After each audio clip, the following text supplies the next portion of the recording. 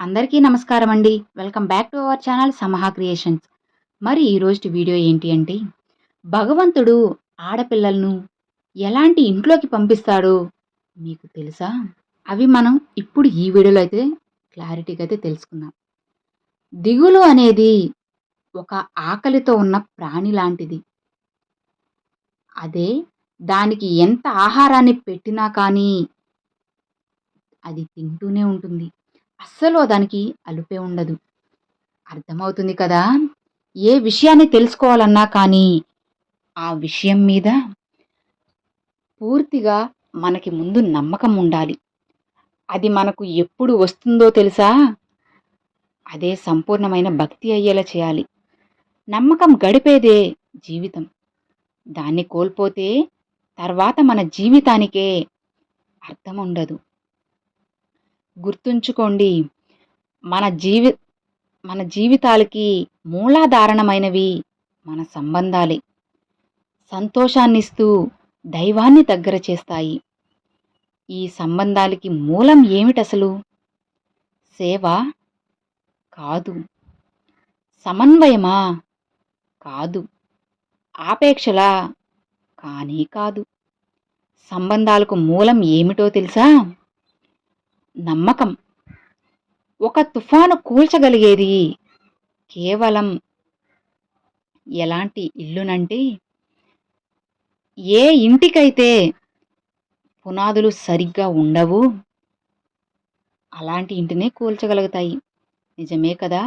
ఇంకా మీ వ్యక్తిత్వాన్ని పునాది, మీ యొక్క ఆలోచనలు, అలాగే మీ యొక్క దృష్టికోణం కూడా ఒకే సంఘటనవి, ఒకే స్థలంలో, ఒకే స్థితిలో మీరు మంచిగాను చూడగలుగుతారు.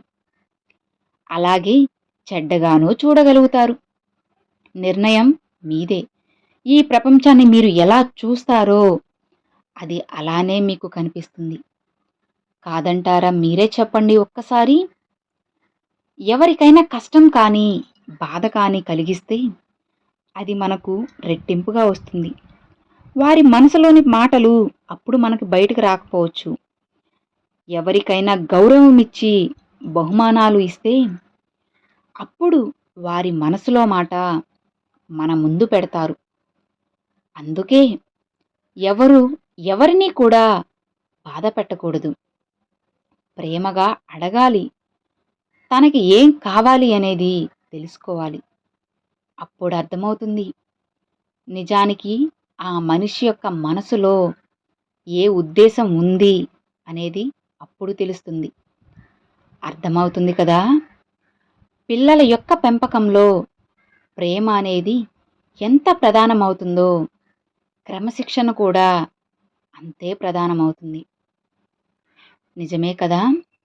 మంచి తిండి, అలానే మంచి బట్టలతో పాటు మంచి బుద్ధులు, ఇంకా మంచి అలవాట్లు కూడా ఉంటేనే పిల్లల భవిష్యత్తు బ్రహ్మాండంగా ఉంటుంది.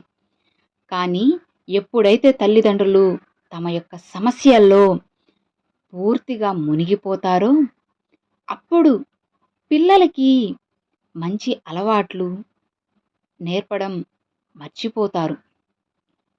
తాత్కాలికంగా ఈ లోకం కళ్ళు కప్పి అపరాధి ఏ రోజైనా సరే తప్పించుకోవచ్చు. కానీ అతని యొక్క పాపాలు అతన్ని వెంటాడడం మాత్రం అస్సలు మానవు.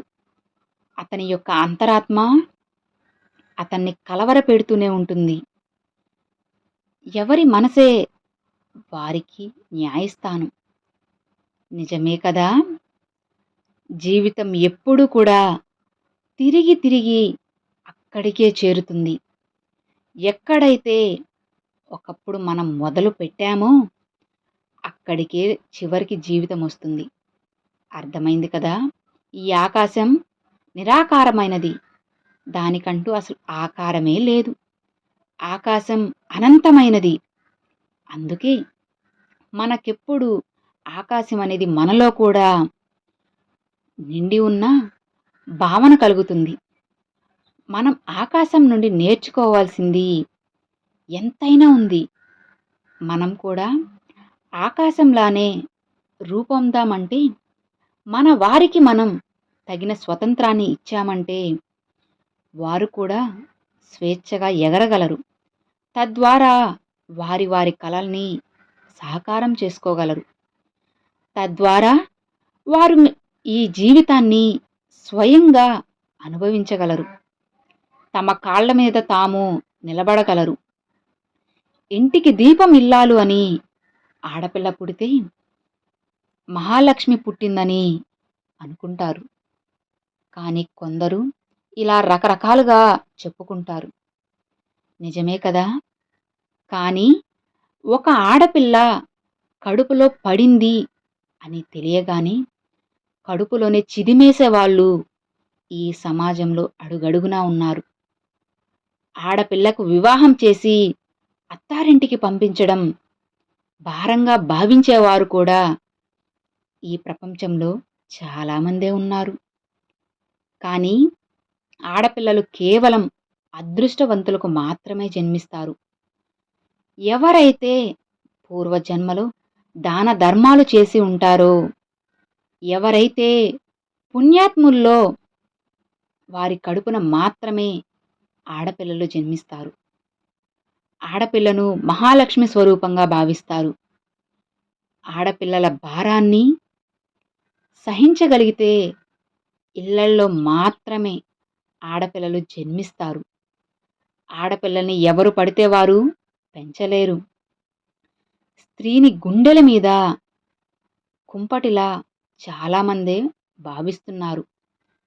ఎలాగైతే బంగారాన్ని, అలానే వజ్ర వైడూర్యాలను అందరూ కొనలేరు, అదేవిధంగా ఎవరు పడితే వారు ఆడపిల్లల్ని పెంచి పోషించలేరు. అది అంత తేలికైన పని కాదు. కేవలం స్త్రీ వల్లే ఈ సృష్టి అంతా కొనసాగుతుంది. ఈ జగత్తుకు మూలం స్త్రీ అని మన పెద్దలు ఊరికే అనలేదు. ఒక స్త్రీ తల్లిగా మారడానికి తన యొక్క సర్వస్వాన్ని అర్పిస్తుంది. ఎప్పుడైతే ఈ ప్రపంచంలో ఆడపిల్లలు జన్మించడం ఆగిపోతుందో అప్పటి నుండి ఈ విశ్వంలో మానవ జాతి కూడా అంతరించిపోతూ ఉంటుంది. ఒక మగవాడిని వంశోద్ధారకుడు అంటారే కానీ వంశాలను ముందుకు నడిపేది మాత్రం ఒక స్త్రీమూర్తి మాత్రమే.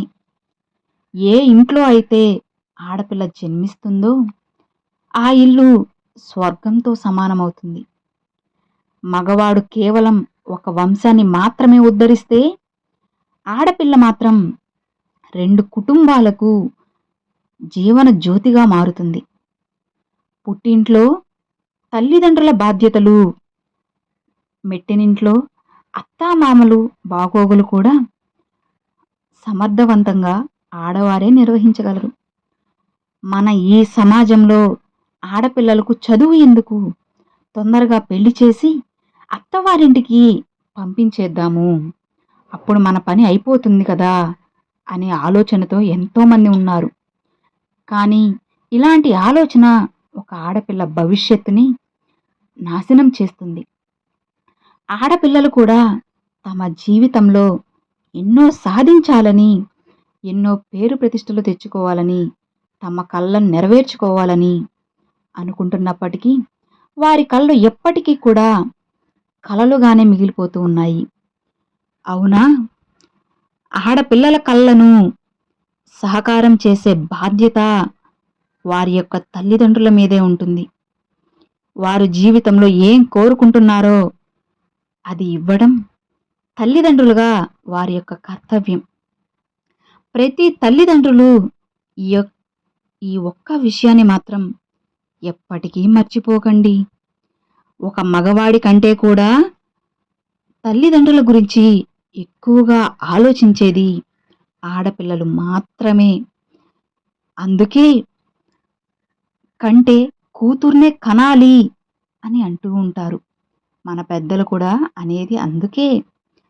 మీరే గుర్తుంచుకోండి. ఆడపిల్లలు ఏ ఇంట్లో అయితే జన్మిస్తారో ఆ ఇల్లు చాలా ప్రశాంతంగా, ప్రేమతో నిండి ఉంటుంది.